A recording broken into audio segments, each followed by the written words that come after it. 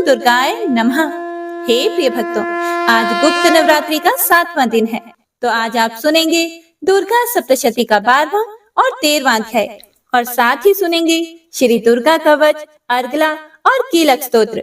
इन स्तोत्रों का पाठ करने से देवी दुर्गा की कृपा मिलती है और सभी मनोकामनाएं पूर्ण होती हैं। तो आइए सबसे पहले सुनते हैं श्री दुर्गा कवच। ओम नमः चंडिकाय। मार्कंडेय जी ने कहा, हे पितामह, जो इस संसार में परम गोपनीय तथा मनुष्यों की सब प्रकार से रक्षा करने वाला है, और जो अब तक आपने दूसरे किसी के सामने प्रकट नहीं किया हो, ऐसा कोई साधन मुझे बताइए। फिर ब्रह्मा जी बोले, हे ब्राह्मण, ऐसा साधन तो एक देवी का कवच ही है, जो गोपनीय से भी परम गोपनीय, पवित्र तथा संपूर्ण प्राणियों का उपकार करने वाला है। हे महामुने, उसे श्रवण करो। देवी की 9 मूर्तियां हैं, जिन्हें नव दुर्गा कहते हैं। उनके पृथक पृथक नाम बतलाए जाते हैं। प्रथम नाम शैलपुत्री है, दूसरी मूर्ति का नाम ब्रह्मचारिणी है, तीसरा स्वरूप चंद्रघंटा के नाम से प्रसिद्ध है, चौथी मूर्ति को कुष्मांडा कहते हैं, 5वीं दुर्गा का नाम स्कंद माता है, देवी के छठे रूप को कात्यायनी कहते हैं, 7वां कालरात्रि और 8वां स्वरूप महागौरी के नाम से प्रसिद्ध है, 9वीं दुर्गा का नाम सिद्धिदात्री है। ये सब नाम सर्वज्ञ महात्मा वेद भगवान के द्वारा ही प्रतिपादित हुए हैं। जो मनुष्य अग्नि में जल रहा हो, रणभूमि में शत्रुओं से घिर गया हो, विषम संकट में फंस गया हो, तथा इस प्रकार भय से आतुर होकर जो भगवती दुर्गा की शरण में प्राप्त हुए हो, उनका कभी कोई अमंगल नहीं होता। युद्ध के समय संकट में पड़ने पर भी उनके ऊपर कोई विपत्ति दिखाई नहीं देती। उन्हें शोक, दुख और भय की प्राप्ति नहीं होती। जिन्होंने भक्ति पूर्वक देवी का स्मरण किया है, उनका निश्चय ही अभ्युदय होता है। हे देवेश्वरी, जो आपका चिंतन करते हैं, उनकी आप निस्संदेह रक्षा करती हो। चामुंडा देवी प्रेत पर आरूढ़ होती हैं, वाराही भैंसे पर सवारी करती हैं, ऐन्द्री का वाहन ऐरावत हाथी है, वैष्णवी देवी गरुड़ पर ही आसन जमाती हैं, माहेश्वरी वृषभ पर आरूढ़ होती हैं, कौमारी का वाहन मयूर है, भगवान विष्णु की प्रियतमा लक्ष्मी देवी कमल के आसन पर विराजमान है और हाथों में कमल धारण किए हुए हैं। वृषभ पर आरूढ़ ईश्वरी देवी ने श्वेत रूप धारण कर रखा है। ब्राह्मी देवी हंस पर बैठी हुई है और सब प्रकार के आभूषणों से विभूषित है। इस प्रकार ये सभी माताएं सब प्रकार की योग शक्तियों से संपन्न है। इनके सिवा और भी बहुत सी देवियां हैं, जो अनेक प्रकार के आभूषणों की शोभा से युक्त तथा नाना प्रकार के रत्नों से सुशोभित हैं। ये संपूर्ण देवियां क्रोध में भरी हुई हैं और भक्तों की रक्षा के लिए रथ पर बैठी दिखाई देती हैं। ये शंख, चक्र, गदा, शक्ति, हल और मुसल, खेटक और तोमर, परशु तथा पाश, कुंत और त्रिशूल एवं उत्तम शरंग, धनुष आदि अस्त्र शस्त्र अपने हाथों में धारण करती हैं।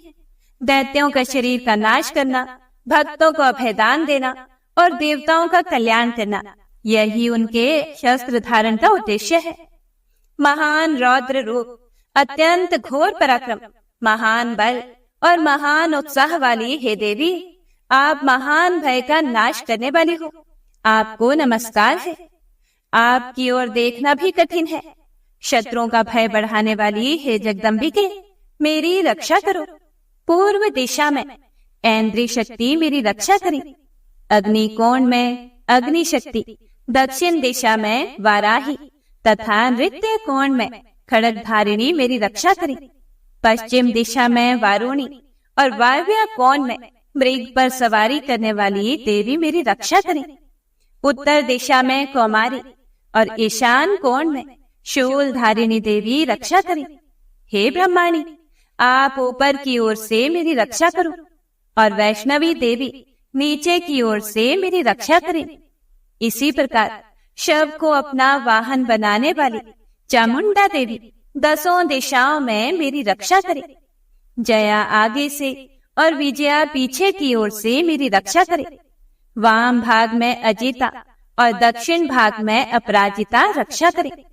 उद्योतिनी शिखा की रक्षा करे। उमा मेरे मस्तक पर विराजमान होकर रक्षा करें। ललाट में मालाधरी रक्षा करें और यशस्विनी देवी मेरी भौहों का संरक्षण करें। भौहों के मध्य भाग में त्रिनेत्रा और नथुनों की यम घंटा देवी रक्षा करें। दोनों नेत्रों के मध्य भाग में शंखिनी और कानों में द्वारवासिनी रक्षा करें। कालिका देवी कपोलों की तथा भगवती शांकरी कानों के मूल भाग की रक्षा करें। नासिका में सुगंधा और ऊपर के ओंठ में चर्चिका देवी रक्षा करें। नीचे के ओंठ में अमृत कला तथा जिह्वा में सरस्वती देवी रक्षा करें। कौमारी दांतों की और चंडिका कंठ प्रदेश की रक्षा करें। चित्र घंटा गले की घाटी की और महामाया तालू में रहकर रक्षा करे। कामाक्षी ठोडी की और सर्व मंगला मेरी वाणी की रक्षा करे। भद्रकाली ग्रीवा में और धनुर्धरी पृष्ठवंश अर्थात मेरुदंड में रहकर रक्षा करे। कंठ के बाहरी भाग में नील ग्रीवा और कंठ की नली में नलकुबरी रक्षा करे। दोनों कंधों में खड़ंगिनी और मेरे दोनों भुजाओं की वज्रधारिणी रक्षा करे। दोनों हाथों में दंडिनी और उंगलियों में अंबिका रक्षा करे। शूलेश्वरी नखों की रक्षा करे। कुलेश्वरी कुक्षी अर्थात पेट में रहकर रक्षा करे। महादेवी दोनों स्तनों की और शोक विनाशिनी देवी मन की रक्षा करे। ललिता देवी हृदय में और शूल धारिणी उदर में रहकर रक्षा करे। नाभि में कामिनी और गुह्य भाग की गुहेश्वरी रक्षा करे। पूतना और कामिका लिंग की और महेशवाहिनी गुदा की रक्षा करे। भगवती कटी भाग में और विंध्यवासिनी घुटनों की रक्षा करे। संपूर्ण कामनाओं को देने वाली महाबला देवी दोनों पिंडलियों की रक्षा करे। नारसिंही दोनों घुटनों की और तेजसी देवी दोनों चरणों के पृष्ठ भाग की रक्षा करे। श्री देवी पैरों की उंगलियों में और तलवासिनी पैरों के तलुओं में रहकर रक्षा करे।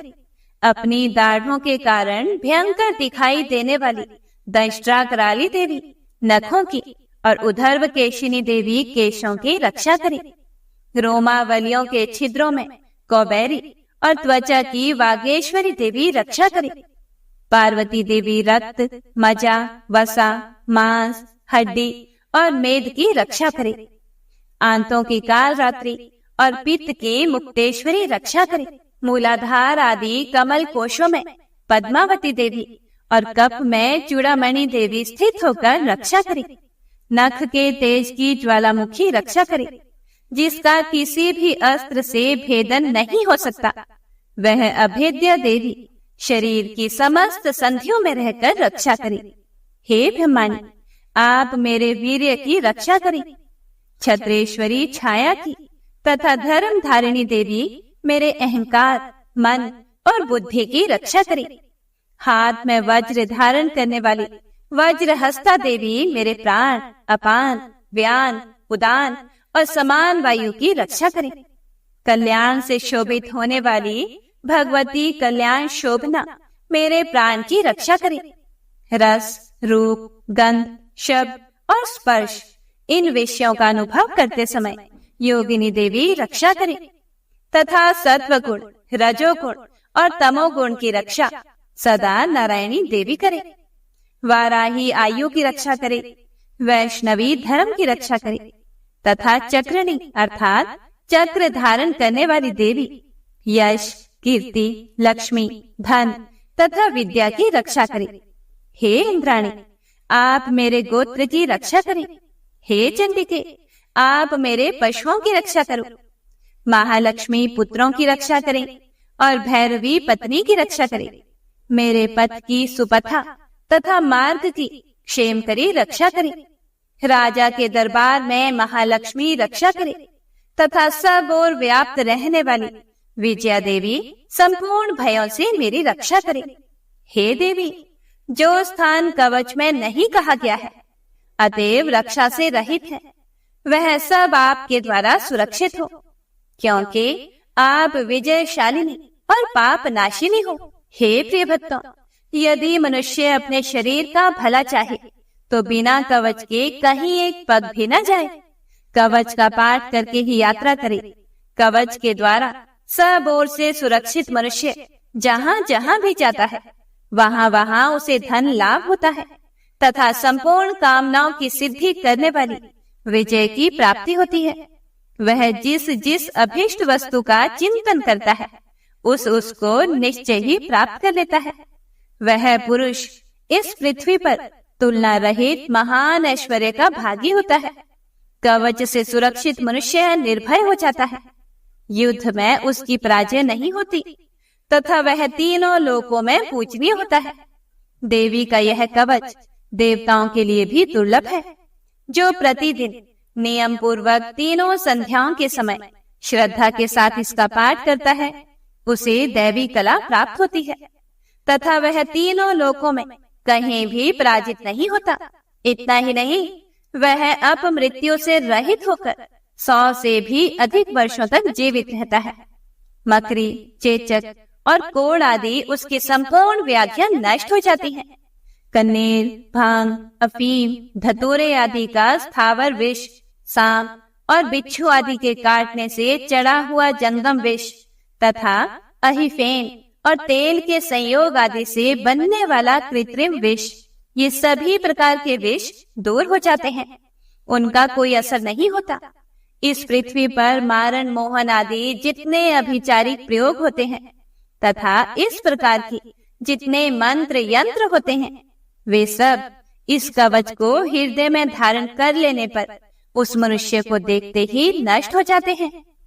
ये ही नहीं, पृथ्वी पर विचरने वाले ग्राम देवता, आकाशचारी देव विशेष, जल के संबंध से प्रकट होने वाले गण, उपदेश मात्र से सिद्ध होने वाले निम्न कोटि के देवता, अपने जन्म के साथ प्रकट होने वाले देवता, कुल देवता, माला, डाकिनी, शाकिनी, अंतरिक्ष में विचरने वाली अत्यंत बलवती भयानक डाकनिया, ग्रह, भूत, पिशाच, यक्ष, गंधर्व, राक्षस, ब्रह्म राक्षस, बेताल, कुष्मांड और भैरव आदि अनिष्टकारक देवता भी हृदय में कवच धारण किए रहने पर उस मनुष्य को देखते ही भाग जाते हैं।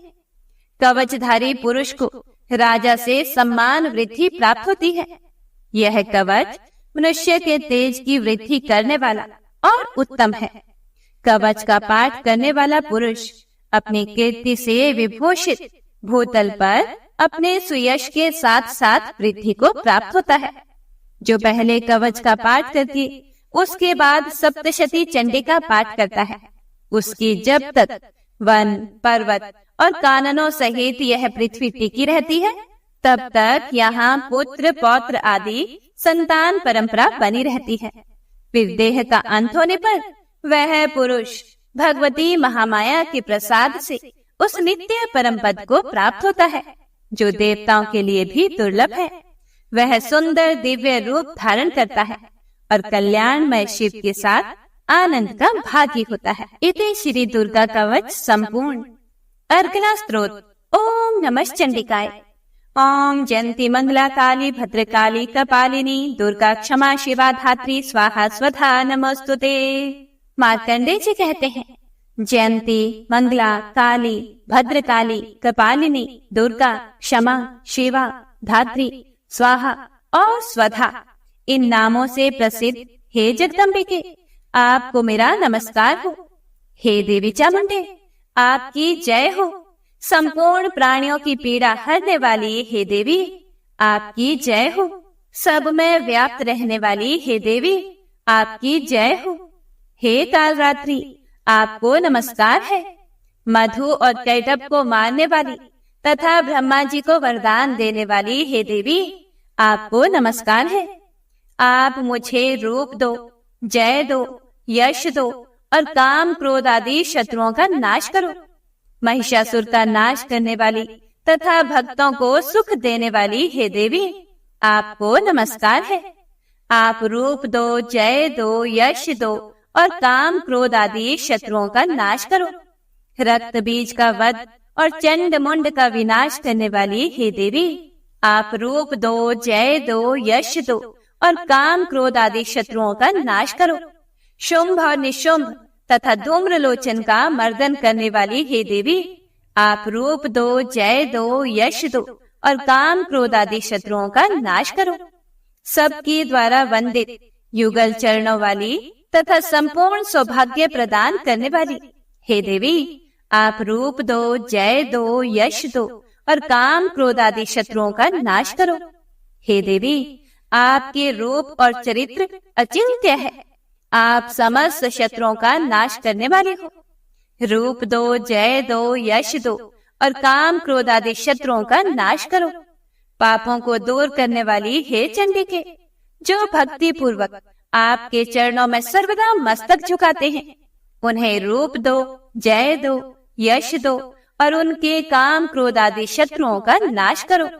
रोगों का नाश करने वाली हे चंडिके, जो भक्ति पूर्वक आपकी स्तुति करते हैं, उन्हें रूप दो, जय दो, यश दो और उनके काम क्रोध आदि शत्रुओं का नाश करो।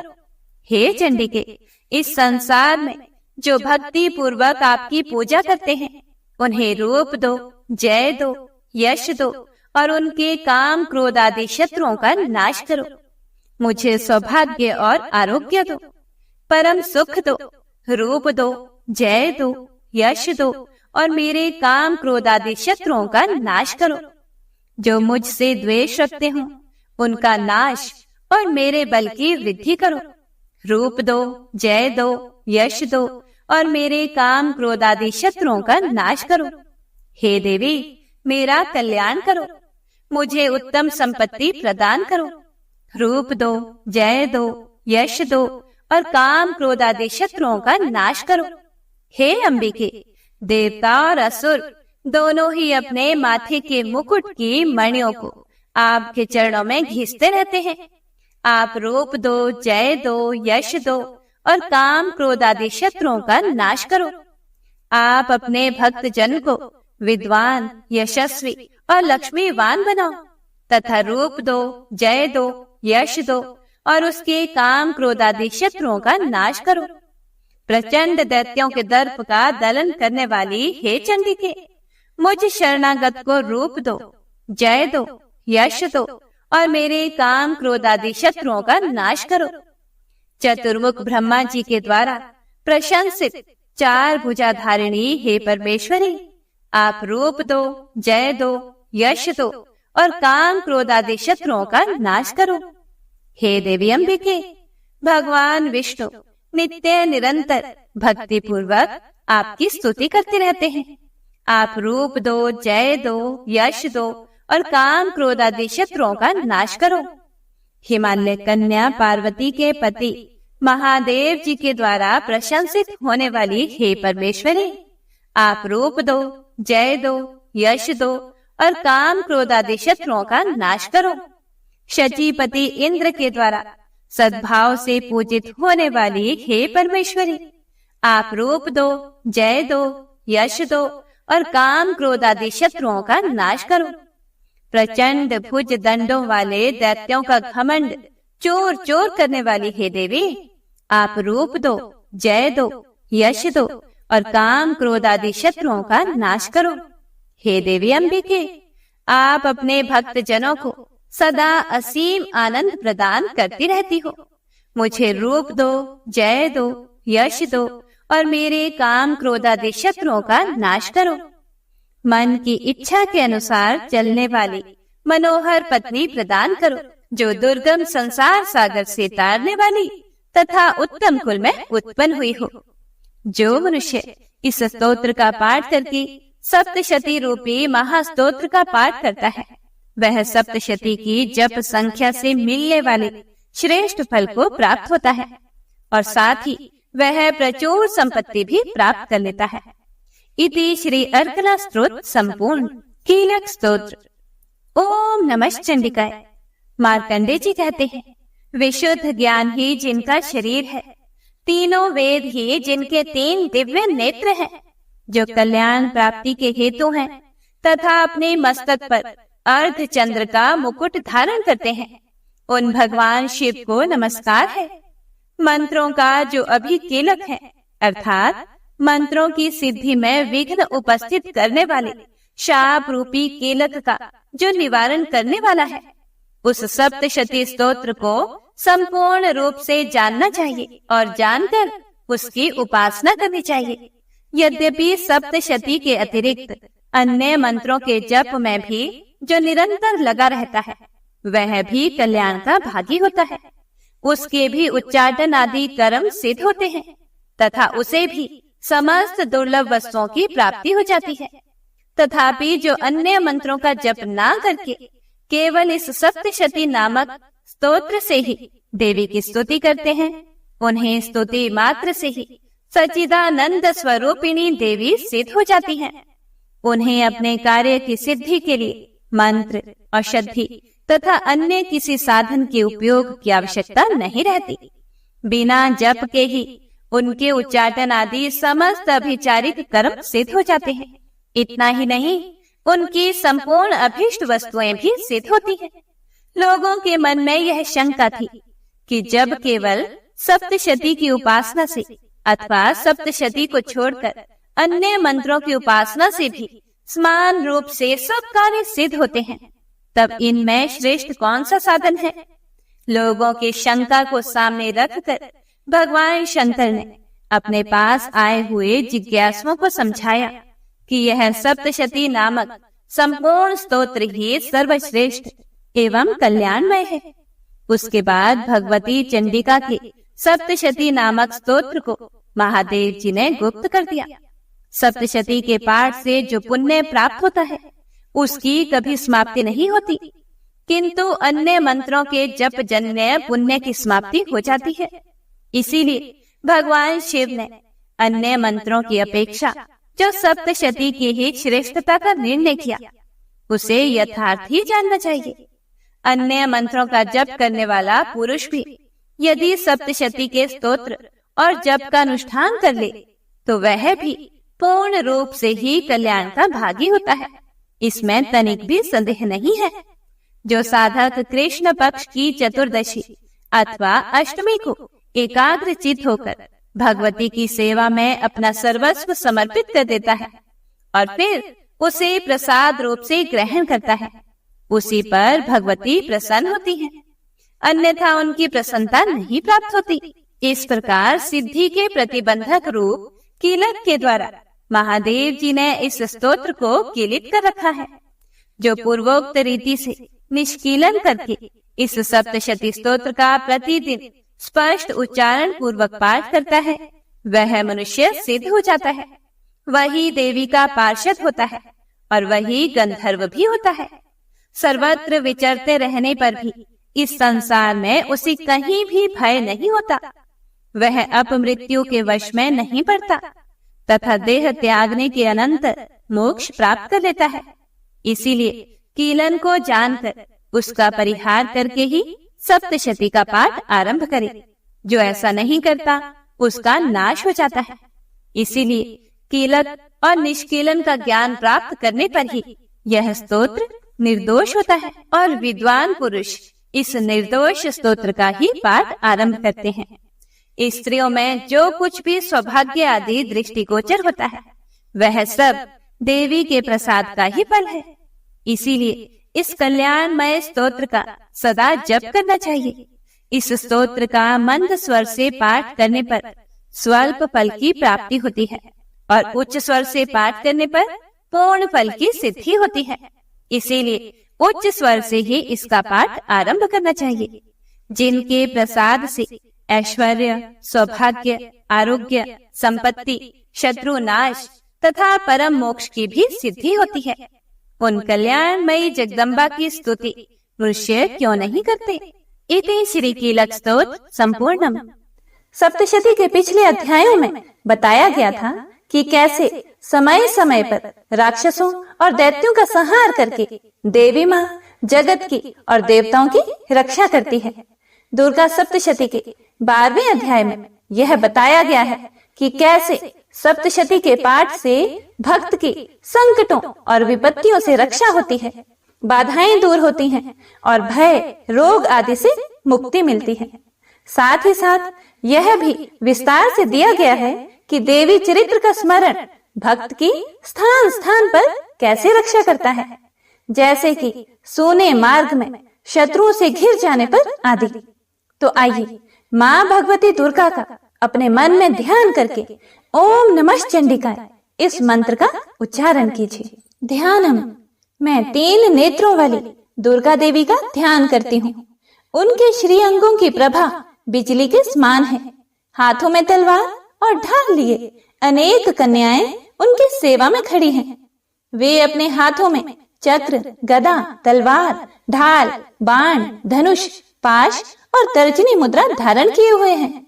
उनका स्वरूप अग्निमय है तथा वे माथे पर चंद्रमा का मुकुट धारण करती हैं। देवी बोली, हे देवताओं, जो एकाग्रचित्त होकर प्रतिदिन इन स्तुतियों से मेरा ध्यान करेगा, उसकी सारी बाधाएं मैं निश्चय ही दूर कर दूंगी। जो मनुष्य मधु कैटभ का नाश, महिषासुर का वध, शुंभ निशुंभ के संहार की कथा सुनेगा तथा अष्टमी, चतुर्दशी और नवमी को जो एकाग्रचित्त भक्ति पूर्वक मेरा महात्म्य का श्रवण करेंगे, उन्हें कोई भी पाप नहीं छू सकेगा। उन पर पाप जनित आपत्तियां भी नहीं आएंगी। उनके घर में दरिद्रता नहीं होगी तथा उनको कभी भी प्रेमी जनों के विछोह का कष्ट नहीं भोगना पड़ेगा। इतना ही नहीं, उन्हें शत्रु से, लुटेरों से, राजा से, शस्त्र से, अग्नि से तथा जल राशि से भी कभी कोई भय नहीं होगा।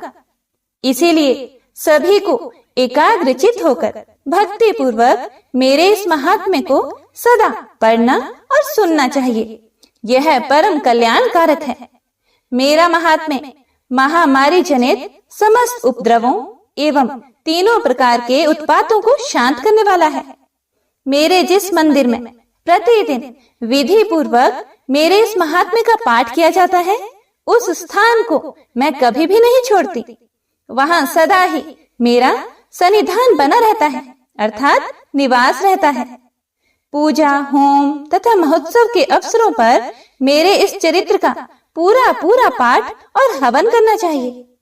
ऐसा करने पर मनुष्य विधि को जानकर या बिना जाने भी मेरे लिए जो पूजा या होम आदि करेगा, उसे मैं बड़ी प्रसन्नता के साथ ग्रहण करूंगी। शरद काल में जो वार्षिक महापूजा की जाती है, उस अवसर पर जो मेरे इस महात्म्य को भक्ति पूर्वक सुनेगा, वह मनुष्य मेरे प्रसाद से सब बाधाओं से मुक्त तथा धन, धान्य एवं पुत्र से संपन्न होगा। इसमें तनिक भी संदेह नहीं है। मेरे इस महात्म्य, मेरे प्रादुर्भाव के सुंदर कथाएं तथा युद्ध में किए हुए मेरा पराक्रम सुनने से मनुष्य निर्भय हो जाता है। मेरे महात्म्य का श्रवण करने वाले पुरुषों के शत्रु नष्ट हो जाते हैं। उन्हें कल्याण की प्राप्ति होती है तथा उनका कुल आनंदित रहता है। सर्वत्र शांति कर्म में बुरे स्वप्न दिखाई देने पर तथा ग्रह जनित भयंकर पीड़ा उपस्थित होने पर मेरा महात्म्य श्रवण करना चाहिए। इससे अर्थात देवी सप्तशती के श्रवण और पढ़ने से सब विघ्न तथा भयंकर ग्रह पीड़ाएं शांत हो जाती हैं और मनुष्यों द्वारा देखा हुआ दुह स्वप्न यानी कि पूरा स्वप्न भी शुभ स्वप्न में परिवर्तित हो जाता है। बाल ग्रहों से आक्रांत हुए बालकों के लिए यह महात्म्य शांति कारक है। मनुष्यों के संगठन में फूट होने पर यह मित्रता कराने वाला होता है। यह महात्म्य समस्त दुराचारियों के बल का नाश कराने वाला है। इसके पाठ मात्र से राक्षसों, भूतों और पिशाचों का नाश हो जाता है। मेरा यह सब महात्म्य मेरे सामीप्य की प्राप्ति करवाने वाला है। पुष्प, अर्घ, धूप, दीप, गंध आदि से पूजन करने से, ब्राह्मण भोज से, होम से, प्रतिदिन अभिषेक करने से, अनेक प्रकार के भोगों के अर्पण करने से तथा दान आदि से 1 वर्ष तक मेरी आराधना से मुझे जितनी प्रसन्नता होती है, उतनी प्रसन्नता मेरे इस उत्तम चरित्र का एक बार श्रवण करने मात्र से हो जाती है। यह महात्म्य श्रवण करने पर पापों को हर लेता है और आरोग्य प्रदान करता है। मेरे प्रादुर्भाव का कीर्तन समस्त भूतों से रक्षा करता है तथा मेरा युद्ध विषयक चरित्र दुष्ट दैत्यों का संहार करने वाला है। इसके श्रवण करने पर मनुष्यों को शत्रु का भय नहीं रहता। हे देवताओं, तुमने और ब्रह्म ऋषियों ने जो मेरी स्तुतियां की हैं तथा ब्रह्मा जी ने जो स्तुतियां की हैं, वे सभी कल्याणमयी बुद्धि प्रदान करती हैं। वन में, सूने मार्ग में अर्थात वीरान मार्ग में, दावा नल से घिर जाने पर, निर्जन स्थान में लुटेरों के दांव में पड़ जाने पर, या शत्रुओं से पकड़े जाने पर, अथवा जंगल में सिंह, बाघ या जंगली हाथियों के पीछा करने पर मेरे चरित्र का स्मरण करने से कष्टों से रक्षा होती है। कुपित राजा के आदेश से वध या बंधन के स्थान में ले जाए जाने पर, महासागर में नाव पर बैठने के बाद, भारी तूफान से नाव के डगमग होने पर और अत्यंत भयंकर युद्ध में शस्त्रों का प्रहार होने पर, वेदना से पीड़ित होने पर अथवा सभी भयानक बाधाओं के उपस्थित होने पर जो मेरे चरित्र का स्मरण करता है वह संकट मुक्त हो जाता है। मेरे प्रभाव से सिंह आदि हिंसक जंतु नष्ट हो जाते हैं तथा लुटेरे और शत्रु भी मेरे चरित्र का स्मरण करने वाले पुरुष से दूर भागते हैं। ऋषि कहते हैं, ऐसा कहकर प्रचंड पराक्रम वाली भगवती चंडिका सब देवताओं के देखते ही देखते अंतर ध्यान हो गई। फिर समस्त देवता भी शत्रुओं के मारे जाने से निर्भय होकर पहले की ही भांति यज्ञ भाग का उपभोग करते हुए अपने अपने अधिकार का पालन करने लगे।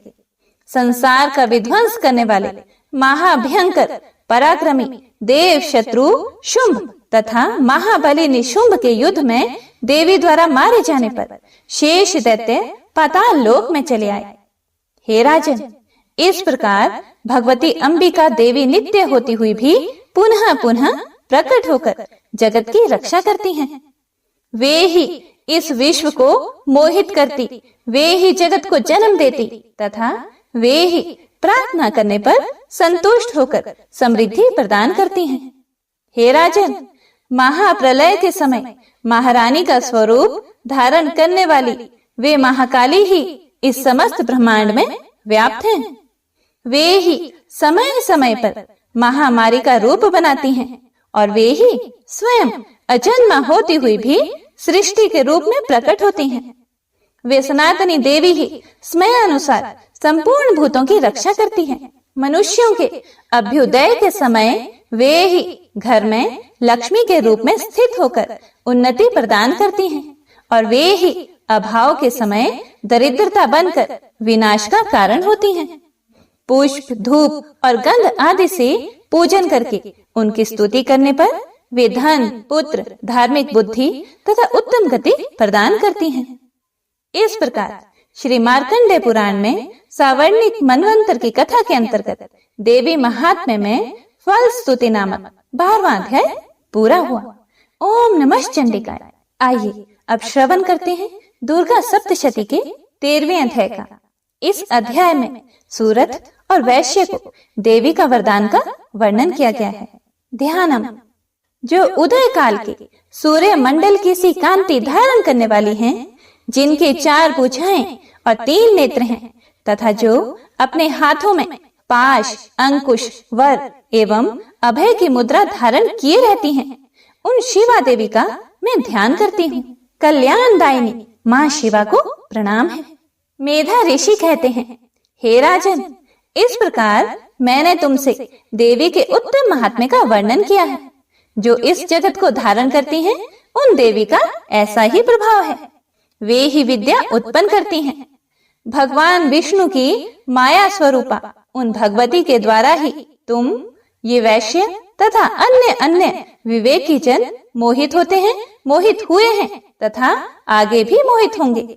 महाराज, तुम उन्हीं परमेश्वरी की शरण में जाओ। आराधना करने पर वे ही मनुष्यों को भोग, स्वर्ग तथा मोक्ष प्रदान करती हैं। मार्कंडेय जी कहते हैं, मेधा मुनि के ये वचन सुनकर राजा सूरथ ने उत्तम व्रत का पालन करने वाले उन महाभाग महर्षि को प्रणाम किया। वे अत्यंत ममता और राज्य के छिन जाने से बहुत खीन हो चुके थे। महामुने, इसलिए विरक्त होकर राजा तथा वैश्य तत्काल तपस्या को चले गए और वे जगदम्बा के दर्शन के लिए नदी के तट पर रहकर तपस्या करने लगे। वे वैश्य उत्तम देवी सूक्त का जप करते हुए तपस्या में प्रवृत्त हुए। वे दोनों नदी के तट पर देवी की मिट्टी की मूर्ति बनाकर पुष्प, धूप और हवन आदि के द्वारा उनकी आराधना करने लगे। उन्होंने पहले तो आहार को धीरे धीरे कम किया, फिर बिल्कुल निराहार रहकर देवी में ही मन लगाए एकाग्रता पूर्वक उनका चिंतन शुरू किया। वे दोनों लगातार 3 वर्ष तक संयम पूर्वक आराधना करते रहे। इस पर प्रसन्न होकर जगत को धारण करने वाली चंडिका देवी ने दर्शन देकर कहा। देवी बोली, हे राजन तथा अपने कुल को आनंदित करने वाले वैश्य, तुम लोग जिस वस्तु की अभिलाषा रखते हो वह मुझसे मांगो, मैं तुमसे संतुष्ट हूँ, इसीलिए तुम्हें वह सब कुछ दूंगी। मार्कंडेय जी कहते हैं, तब राजा ने दूसरे जन्म में नष्ट ना होने वाला राज्य मांगा तथा इस जन्म में भी शत्रुओं की सेना को बलपूर्वक नष्ट करके पुनः अपना राज्य प्राप्त कर लेने का वरदान मांगा। वैश्य का चित्त संसार की ओर से खिन्न एवं विरक्त हो चुका था और वे बड़े बुद्धिमान थे, इसीलिए उस समय उन्होंने तो ममता और अहंता रूप आसक्ति का नाश करने वाला ज्ञान मांगा। देवी बोली, राजन तुम थोड़े ही दिनों में शत्रुओं को मारकर अपना राज्य प्राप्त कर लोगे। अब वहां तुम्हारा राज्य स्थिर रहेगा। फिर मृत्यु के बाद तुम भगवान विवस्वान अर्थात सूर्य के अंश से जन्म लेकर इस पृथ्वी पर सावर्णिक मनु के नाम से विख्यात होगे। हे वैश्य, तुमने भी जिस वर को मुझसे प्राप्त करने की इच्छा की है उसे देती हूँ। तुम्हें मोक्ष के लिए ज्ञान प्राप्त होगा। मार्कंडेय जी कहते हैं, इस प्रकार उन दोनों को मनोवांछित वरदान देकर तथा उनके द्वारा भक्ति पूर्वक अपनी स्तुति सुनकर देवी अंबिका तत्काल ही अंतर ध्यान हो गई। इस प्रकार देवी से वरदान पाकर क्षत्रियों में श्रेष्ठ सूरत सूर्य से जन्म लेकर सावर्णिक नामक मनु होंगे। इस प्रकार श्री मार्कंडेय पुराण में सावर्णिक मनवंतर की कथा के अंतर्गत देवी महात्म्य में सूरत और वैश्य को वरदान नामक 13वां अध्याय पूरा हुआ। ओम नमः चंडिकाय। क्षमा प्रार्थना। हे परमेश्वरी, मेरे द्वारा रात दिन सहस्त्रों अपराध होते रहते हैं। यह मेरा दास है, ऐसा समझकर मेरे उन अपराधों को आप कृपा पूर्वक क्षमा करो। हे परमेश्वरी, मैं आवाहन नहीं जानती, विसर्जन करना नहीं जानती तथा पूजा करने का ढंग भी नहीं जानती, क्षमा करो। हे देवी सुरेश्वरी, मैंने जो मंत्रहीन, क्रियाहीन और भक्तिहीन पूजन किया है वह सब आपकी कृपा से पूर्ण हो। सैकड़ों अपराध करके भी जो आपकी शरण में जाकर जगदम्ब कहकर पुकारता है उसे वही गति प्राप्त होती है जो ब्रह्मा आदि देवताओं के लिए भी सुलभ नहीं है। हे जगदम्बिके, मैं अपराधी हूँ किंतु आपकी शरण में आई हूँ। इस समय दया की पात्र हूँ, आप जैसा चाहो वैसा करो। हे देवी परमेश्वरी, अज्ञान से, भूल से अथवा बुद्धि भ्रांत होने के कारण मैंने जो न्यूनता या अधिकता कर दी हो वह सब क्षमा करो और मुझ पर प्रसन्न हो। सच्चिदानंद स्वरूपा परमेश्वरी, जगन्माता कामेश्वरी, आप प्रेम पूर्वक मेरी यह पूजा स्वीकार करो और मुझ पर प्रसन्न रहो।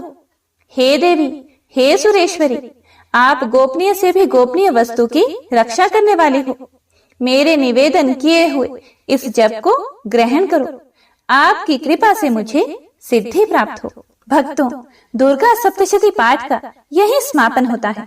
हमारे चैनल पर हिंदू व्रत कथाएं, त्योहार से संबंधित जानकारी और महात्म्य कथाएं सुनाई जाती हैं। यदि आप यह सभी सुनना चाहते हैं तो हमारे चैनल को सब्सक्राइब करके बेल आइकन को जरूर प्रेस कीजिएगा। मिलते हैं अगली वीडियो के साथ, तब तक के लिए जय माता दी। आपका मंगल हो।